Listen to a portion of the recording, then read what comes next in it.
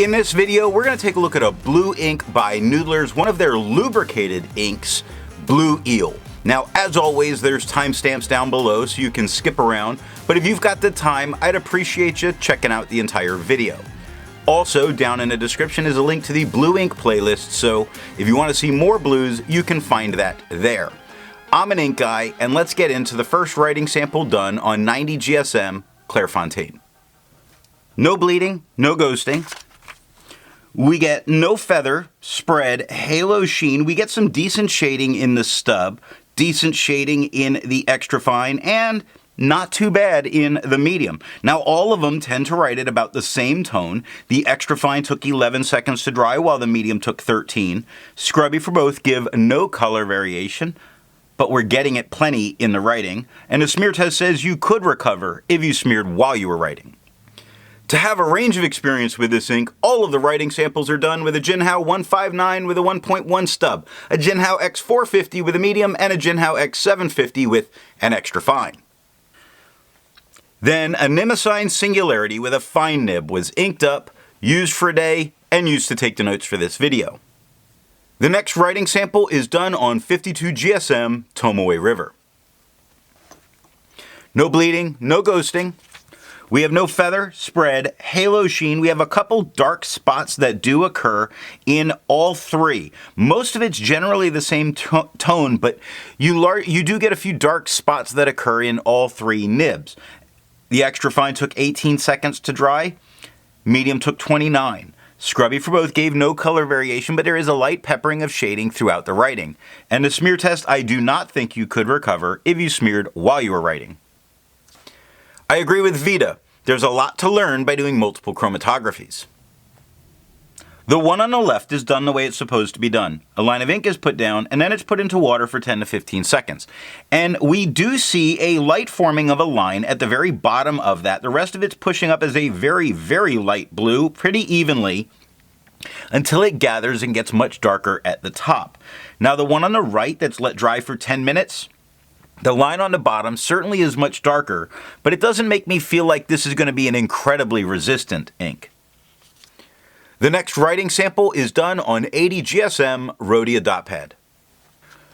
No bleeding, no ghosting.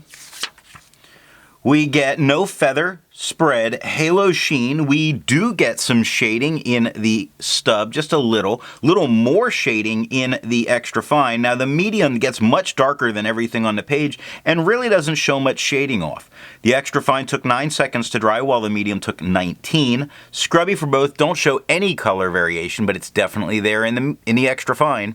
And the smear test, I do not think you could recover if you smeared while you were writing. Resistance tests are done to see how this ink could be expected to perform on the page, and more importantly, how hard it may be to clean from your pen. The smear is allowed to dry for 3 days before testing it. Looking at the highlighter, I would not use this in a note-taking situation because of the extreme amount of blowout that's occurring in that feathering all over. However, you can read everything that's there, so you could use it if you wanted to. Water's definitely reactivating, showing some of the white of the paper coming through on the upper edge of that dot. It did only take water to get it out of my pen. Pen flush does everything that water does and nothing more. In the 1/3 bleach solution, you're not going to need it, but it does completely destroy it. The next writing sample is done on Leuchtturm 1917 paper. No bleeding, no ghosting. We have no feather, spread, halo sheen, no shading in any of the writing. The extra fine and the stub are about the same tone, while the medium is noticeably darker. Extra fine took 7 seconds to dry, while the medium took 19. Scrubby for both show no color variation, and there isn't in the writing, and the smear test I do not think you could recover if you smeared while you were writing. For the inks tested, the average viscosity was 2.5, with the realm of normal being from 2.1 to 2.9. Noodler's Blue Eel has a viscosity of 3.24, making this a very dry ink, which was surprising with its lubrication. If you're interested in how the viscosity test and all that's done, then down in the description is a link to that video. Now, let's take a look at moleskin paper.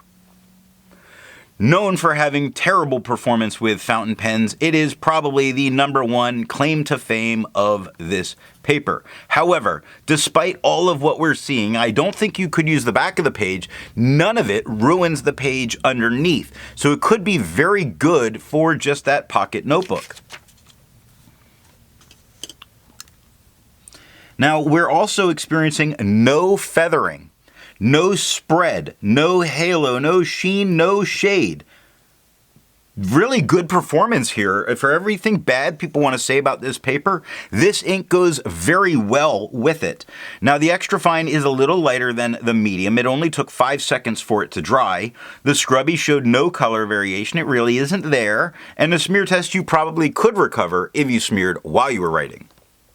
For the inks tested, the average dry time was 17 seconds, with a realm of normal being from 13 to 21 seconds. Noodler's Blue Eel has an average dry time of 17 seconds, meaning it's not just normal, it's average. The last writing sample is done on 20-pound copy paper.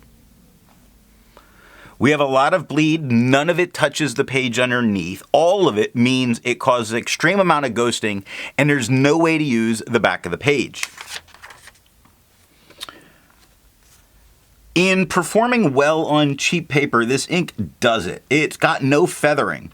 It does have a little bit of spread with the medium and with the extra fine, but I think the spread that's happening is incredibly manageable. It has no halo sheen, no shading. The extra fine is a little bit lighter than the medium. The extra fine took 1 second to dry. Its scrubby gave no color variation because the writing gave none. The smear test, you can't smear it, so stop worrying about it. So instead of finding inks that look like Noodler's Blue Eel, I'd prefer to find an ink that complements its color on the page. I went with a red ink by Colorverse, their Lights on Ceres. Now, if you'd prefer a different complement color, then down in the description is a link to those playlists. So what do I think of Noodler's Blue Eel? A perfectly good blue ink with very little shading and little tone variation. It's really boring in the best possible way. It's predictable. It's a good fallback blue, especially when you need the lubrication that this has. So what nib and pen are going to give the best writing experience with this ink? Well, using the lubricated inks is more about greasing up that piston. So I don't know that choosing the pen in that case is always really it. Although I do think the lubrication would help with your converters. And in that case, I would suggest using a dry fine for the nicest color. I hope you got something out of this video, and in the next video, we're going to take a look at Sailor Kobe number 22.